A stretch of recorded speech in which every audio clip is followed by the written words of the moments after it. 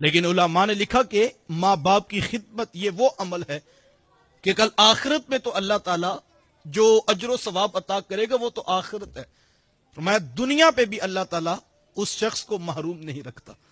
اور آپ اس شخص پر نشان لگا لیں جس نے اپنے ماں باپ کی خدمت کی ہے، کل آخرت میں تو اسے جو ملنا ہے وہ تو ملنا ہے، دنیا میں بھی اللہ اسے کسی شے کی کمی نہیں رکھتا۔ اور اس شخص پر بھی آپ نشان لگا لیں جس نے ماں باپ کو رسوا کیا اور ماں باپ کو ستایا ہے، آخرت میں تو جو اس کے ساتھ ہوگا وہ تو الگ ہے،